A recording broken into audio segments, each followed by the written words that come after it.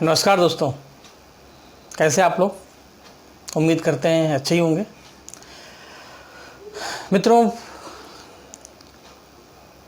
अभी तक हम लोगों की मुलाकात आपसे इतिहास के विषय पर हो चुकी है, हिंदी में भी हो चुकी है, भूगोल का भी क्लास कंटिन्यू चल रहा है।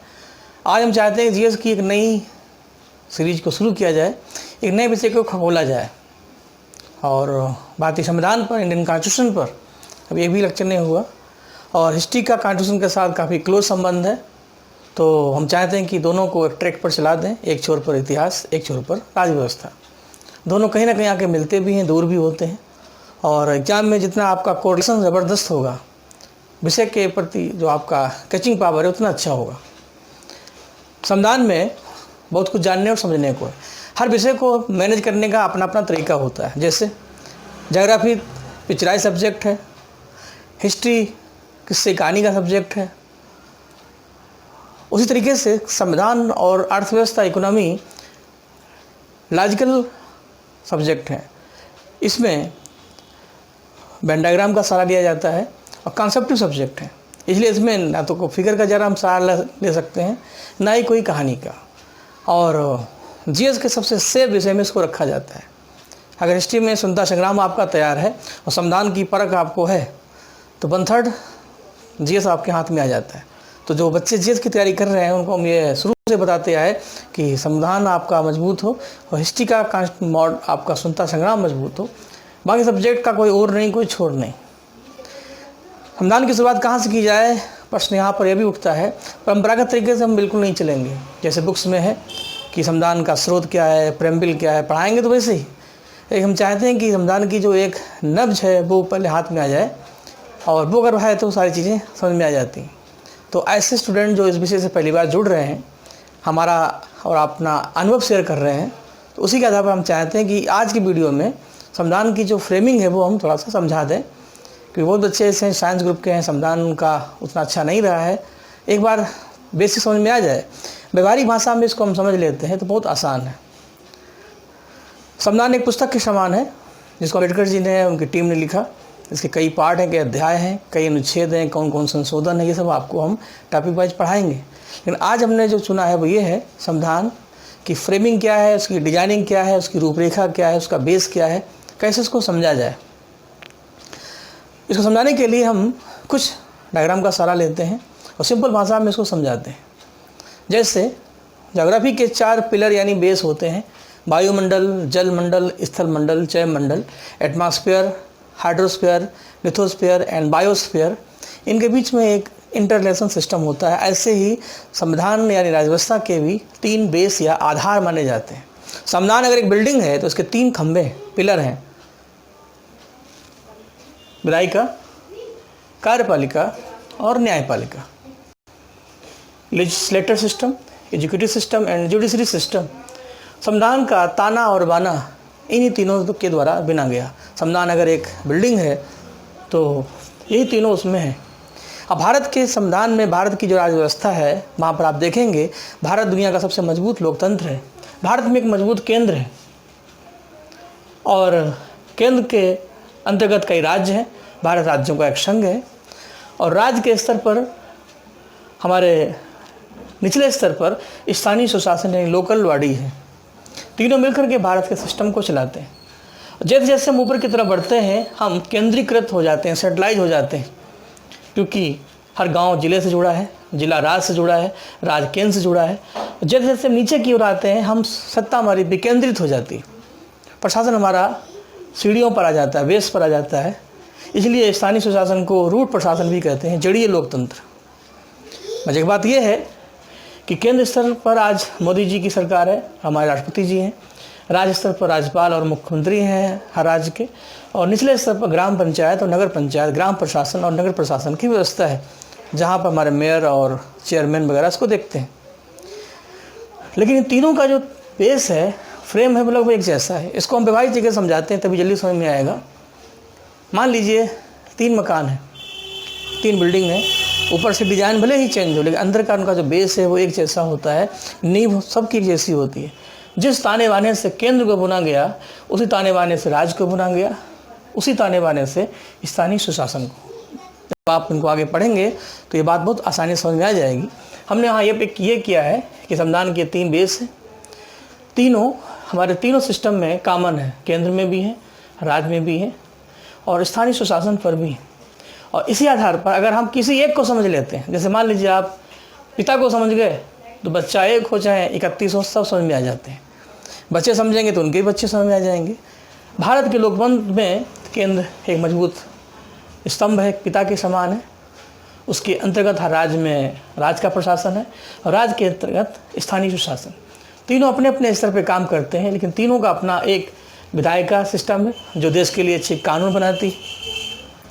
कानून को चलाने के लिए हमारी संस्थाएं हैं, सरकारें हैं, जिनको हम कार्यपालिका यानी प्रशासनिक व्यवस्था कहते हैं। केंद्र में अलग, राज्य में अलग, स्थानीय सुशासन पर अलग। और निचले स्तर पर और न्यायपालिका के स्तर पर केंद्र में यदि सुप्रीम कोर्ट है तो राज्य में हाई कोर्ट है जो उसके अंतर्गत है, और हाई कोर्ट के अंतर्गत सबॉर्डिनेट कोर्ट यानी अधीनस्थ न्यायालय, जिला न्यायालय, परगना न्यायालय जैसी संस्थाएं हैं। और ये सब आपस में एक दूसरे से जुड़े हैं। इसीलिए संविधान 72 में ध्यान रखा गया कि भारत में एक मजबूत केंद्र हो, राज्य उनके साथ वैसे ही काम करें जैसे शरीर के अंग और बाकी अंग। इसी आधार पर भारत में प्रशासन का इंफ्रा लगभग एक जैसा है। तो ये तो हो गई इनकी बात, और आगे जब सही मौका मिलेगा इनके बारे में हम काम करेंगे। और आगे बढ़ते हैं। ये 3 जो पिलर हैं जो केंद्र में भी हैं, राज्य में भी हैं, स्थानीय सुशासन पर भी हैं, इनके आपसी संबंध क्या है? इसके लिए इनके यदि इंटर रिलेशन सिस्टम को समझें तो भारत में संसदीय व्यवस्था है। संसद कानून बनाती है, संसद के द्वारा ये लोकसभा के चुनाव होते हैं, उसी व्यवस्था में राज्य में विधानसभा के चुनाव होते हैं। तो संसदीय व्यवस्था में ये तीनों पिलर हैं। अंतर केवल इतना है, विधायिका और कार्यपालिका के बीच में काफ़ी क्लोज संबंध होता है, इंटरनल रिलेशन होता है, जबकि न्यायपालिका एक सेपरेट बॉडी है। रीजनिंग के अनुसार समझाएं तो कुछ सब्जियां टमाटर हैं, कुछ सब्जियां शिमला मिर्च नहीं हैं। इस आधार पर यहाँ पर 7-7 हैं और ये 7-8 हैं। यही वजह है कि न्यायपालिका भारत में सेपरेट है। अगर न्यायपालिका 20 के साथ होती तो देश में कानून बनाने वाले, प्रशासन चलाने वाले, न्याय देने वाले एक ही सिस्टम से जुड़े होते। तो संसदीय व्यवस्था में जैसे भारत है तो इस व्यवस्था में एक विधायिका है जो देश के लिए कानून बनाती है। यही केंद्र में भी है, यही राज्य में भी है। इसका एक हमने सैंपल दिया है और उसी से कार्यपालिका का गठन होता है और दोनों एक दूसरे को प्रभावित करते हैं। व्यवहारिक भाषा में समझाते हैं। विधायिका को आप जानते हैं केंद्र में संसद, parliament, upper house Rajya Sabha, lower house Lok Sabha. संसद को लेजिस्लेटर बोलते हैं, देश के लिए कानून बनाती है। और संसद के जो मेंबर हैं उनको सांसद बोलते हैं, मेंबर ऑफ पार्लियामेंट। यहीं से लोकसभा के चुनाव होते हैं और एक मजबूत सरकार केंद्र को मिलती है जिसको हम कार्यपालिका बोलते हैं, एजुकेटिव सिस्टम, जिसका प्रमुख राष्ट्रपति होता है। और राष्ट्रपति की सहायता के लिए एक कैबिनेट होता है, उसका मुखिया प्रधानमंत्री होता है। इस आधार पर राष्ट्रपति संसद का भी प्रमुख होता है और कार्यपालिका का भी प्रमुख है। और हम ये भी कह सकते हैं कि इन दोनों में प्रेसिडेंट कॉमन है, राज्य में गवर्नर कॉमन है।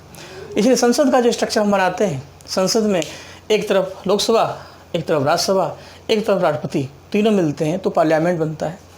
और उसी संसद से हमारी सरकार बनती है। हर 5 साल में चुनाव होते हैं। आज मोदी जी भारत के प्रधानमंत्री हैं, इससे पहले भी थे, उससे पहले मनमोहन सिंह थे।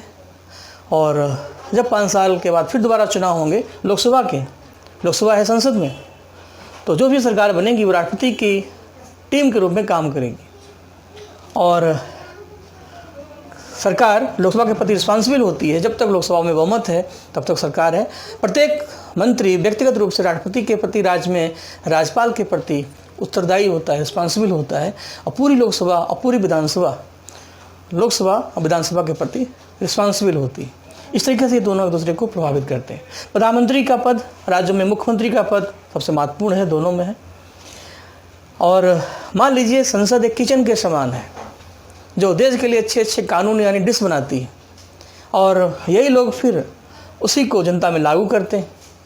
जैसे लोकपाल बिल, जैसे ट्रिपल तलाक, जैसे अभी हाल ही में जितने भी कानून बने देखा होगा आपने, सरकार संसद में बिल लाती है, राज्यसभा लोकसभा उसको पास करते हैं, फिर हमारी सरकार है उसी को जनता में लागू करती है। लेकिन न्यायपालिका पर्दे के उस तरफ है, एक हल्का सा पर्दा पड़ा है, गैप है। वो देखती है सरकार के कानून सही है या गलत, अगर सही है तो वाह वाह, गलत है तो आह। तो न्यायपालिका एक सेपरेट बॉडी है जो सरकार के बनाए हुए कानून की समीक्षा करती है, अगर गलत है तो सरकार को पंच करती है, अच्छा है सरकार की तारीफ करती है। इस आधार पर न्यायपालिका का जो सेपरेशन है, उसका पृथक्कीकरण है, ये हमारे संविधान को खास बनाता है और इसी आधार पर पूरा संविधान हमारा काम करता है। इसी फ्रेम को हम केंद्र में भी देख सकते हैं, राज्य में भी देख सकते हैं। हमने इसी को क्लिक करके इसको अलग फोल्ड कर दिया बाहर। अब देखिए इसको, ये हमारा केंद्र है, ये हमारा राज्य है और यही इंफ्रा आपका राज्य का रहेगा। केंद्र के भी 3 पिलर हैं, राज्य के भी 3 पिलर हैं और दोनों एक दूसरे से इंटरकनेक्टेड हैं, आपस में जुड़े हैं। तीनों का फॉर्मेट यही रहेगा, दोनों इंटरकनेक्टेड हैं, इसलिए हमने देखिए इन दोनों को जोड़ दिया, न्यायपालिका को सेपरेट कर दिया। अब इसको थोड़ा खोल देते हैं और जब संसदीय व्यवस्था पढ़ाएंगे, पार्लियामेंट्री सिस्टम, तो तब आपके लिए आसान होगा। लेकिन आज वे चाहते थे कि आप बेसिक पढ़ें, मूल अधिकार, डीपीएसपी, ये सब हम पढ़ाएंगे, लेकिन अगर नब्ज विषय किया जाए, थोड़ा पता चल जाए कि हम पढ़ क्या रहे हैं। अम्बेडकर ने संविधान बनाते समय किस इमेज को ध्यान रखा था? कोई अगर मिस्त्री, कोई कारीगर, कोई इंजीनियर किसी मकान को बनाता है तो उसके दिमाग में एक डिज़ाइन होती है, उसी के आधार पर वो आकार देता है। तो अम्बेडकर की जो डिज़ाइन है वो आपके दिमाग में जब तक नहीं आएगी, तब तक संविधान को आप लाख पढ़ें वो धुंधला धुंधला रहेगा। तो केंद्र में जो विधायिका है, इसको हम लेजिस्लेटर कहते हैं, उसको हम संसद बोलते हैं, पार्लियामेंट। राज्य में इसी को स्टेट लेजिस्लेटर, राज्य विधानमंडल कहते हैं। संसद के 2 हाउस हैं, upper house, lower house, Rajya Sabha, Lok Sabha, और विधानमंडल के भी 2 हाउस हैं, विधान परिषद और विधानसभा, लेजिस्लेटिव काउंसिल, लेजिस्लेटिव असेंबली। इनके मेंबर एमपी कहलाते हैं, इनके मेंबर एमएलए एंड एमएलसी। और इस आधार पर ये विधायिका। यहाँ से आगे बढ़ते हैं तो यहाँ से लोकसभा है, लोकसभा से केंद्र की सरकार बनेगी और राज्य से राज्य की सरकार बनेगी। कार्यपालिका का प्रधान राष्ट्रपति होता है, राज्य में राज्यपाल होता है, और वो दोनों में कॉमन है। और राष्ट्रपति की सहायता के लिए केंद्र की सरकार लोकसभा से आती है और राज्य की सरकार विधानसभा से आती है। यहाँ एमपी है, यहाँ एमएलए है, यहाँ पीएम है, यहाँ सीएम है, यहाँ पिता है, यहाँ पुत्र है। और न्यायपालिका यहाँ सुप्रीम कोर्ट और राज्य में होगा हाई कोर्ट। इस आधार पर हमारे संविधान का इंफ्रा काम करता है। एक और इंटरेस्टिंग बात बताएं, आगे काम आएगी। विधायिका कार्यपालिका के जितने भी मेंबर्स हैं, इनके लिए हमारे कॉन्स्टिट्यूशन में मिनिमम एज ग्रुप रखा गया है, न्यूनतम आयु वर्ग। इसमें अधिकतम आयु वर्ग नहीं है। और मिनिमम एज ग्रुप की 4 सीरीज हैं, आगे सब सही मौका मिलेगा, इसको भी हम बताएंगे। 35, 30, 25, 21। और इस कैटेगरी के आधार पर हमारी विधायिका कार्यपालिका का सिस्टम काम करता है। क्वेश्चन से वैसे पूछा जाता है, कौन व्यक्ति न्यूनतम आयु वर्ग में आता है, नहीं आता है? तो 35 में हमारे घर के मुखिया होंगे, हेड होंगे, प्रमुख होंगे, जैसे राष्ट्रपति, उपराष्ट्रपति और राज्यपाल। ये सबसे बड़े बूढ़े हैं, ये सबसे ज़्यादा होगी 35 न्यूनतम होना चाहिए। फिर नंबर 2 पे 30 आती है, उसमें परमानेंट हाउस के मेंबर आएंगे, केंद्र में राज्यसभा, राज्य में विधान परिषद यानी एमएलसी के मेंबर। फिर 25 आती है 25 में लोअर हाउस के मेंबर होंगे, जैसे केंद्र में लोकसभा के, राज्य में विधानसभा के, एमपी एंड एमएलए। पीएम और सीएम लोकसभा विधानसभा की योग्यता रखते हों, इसीलिए यदि वो एमपी हैं या एमएलए हैं तो उसी के आधार पर पीएम और सीएम का चयन होता है। साफ साफ बोले तो पीएम और सीएम के लिए भी मिनिमम एज 25 वर्ष। अब आता है निचला स्तर पंचायतों का। यहाँ के लिए 21 वर्ष का कॉन्सेप्ट, जो भी इलेक्शन में लोग खड़े होते हैं, लेकिन आम जनता के वर्ष के पास 18 वर्ष होनी चाहिए। और उसका काम है सेंटर से लेकर लोकल तक, by people and for people, जनता के लिए, जनता के द्वारा। जनता प्रशासन के तीनों स्तर पर पार्टिसिपेट करती है, अपने प्रतिनिधियों को 5 वर्ष के लिए चुनती है और 5 साल के बाद ये जनता की उम्मीदों पर अगर खरे नहीं उतरते हैं तो अच्छे दिन नहीं आएंगे और सत्ता परिवर्तन होगा, किसी नई सरकार को नई जिम्मेदारी मिलती है। इस आधार पर भारत में रिस्पॉन्सिबल गवर्नमेंट से उत्तरदायी सरकार, और सरकारों का जनता के प्रति जो रिस्पॉन्सिबिलिटी है वही भारत की खास बात है। इसी तरीके से न्यायपालिका में मैक्सिमम एज ग्रुप अधिकतम आयु वर्ग आता है। इसमें सुप्रीम कोर्ट, हाई कोर्ट के जो जस्टिस हैं, न्यायाधीश हैं, इसमें 65 और 62, 65 और 62 की सीरीज चलती है। तो केंद्र में 65, राज्य में 62। इनमें मिनिमम एज नहीं है। और न्यायपालिका के जस्टिस के समान ही संविधान में और भी ऐसे पद हैं, विभाग हैं जो इनके समकक्ष माने जाते हैं, और इसीलिए उनको इनसे जोड़ दें तो लिंक हमारे बनते चले जाएंगे। जैसे CAG, AGI, attorney general of India, advocate general of state, controller and auditor general of India, नियंत्रक मालिका परीक्षक, UPSC के मेंबर अध्यक्ष और स्टेट PSC के मेंबर अध्यक्ष, लोक सेवा आयोग के मेंबर, इलेक्शन कमीशन के मेंबर, मुख्य इलेक्शन कमिश्नर और अदर इलेक्शन कमिश्नर, इन सब के लिए मैक्सिमम एज ग्रुप है। केंद्र के अगर हैं तो 65, राज्य के हैं तो 62। इस आधार पर हम संविधान को और उसकी फ्रेमिंग को समझ सकते हैं। तो मिनिमम एज ग्रुप में आप इन दोनों को रखें, इन दोनों को एक साथ ही पढ़ाना है, क्योंकि संसद में भी राष्ट्रपति है और कार्यपालिका में भी राष्ट्रपति है। संसद में कानून अगर बनता है तो बिना राष्ट्रपति के हो नहीं सकता। घर अगर है तो राष्ट्रपति पिता के समान है, मेंबर हमारी सरकार के समान है। तो कोई भी घर में निर्णय लिया जाता है, भले ही काम बच्चे करें, लेकिन अंतिम निर्णय पिता का होता है, क्योंकि वो उनके नाम से घर चलता है। तो संसद कानून बनाती है तो राष्ट्रपति की सहमति आवश्यक है, इसलिए संसद में राष्ट्रपति का होना आवश्यक है। और देश का नाम चलता किसके नाम से है? प्रशासन राष्ट्रपति के नाम से, तो वो भी दोनों में कॉमन है। इस आधार पर ये दोनों लेसन साथ साथ चलेंगे, और यही है पार्लियामेंट्री सिस्टम। पार्लियामेंट्री सिस्टम में विधायिका कार्यपालिका के बीच क्लोज संबंध होता है, न्यायपालिका में सेपरेशन होता है, जबकि अमेरिका के संविधान में ऐसा नहीं।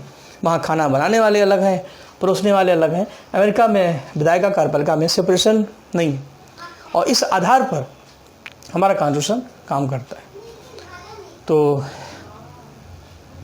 इससे पहले वीडियो में हमने भारत के स्वतंत्रता संग्राम पर एक आउटलाइन बनाई थी, वो सीरीज चलती रहेगी। अब संविधान में जो कि आना था, आज हमने सोचा कि इस पर भी काम कर लें।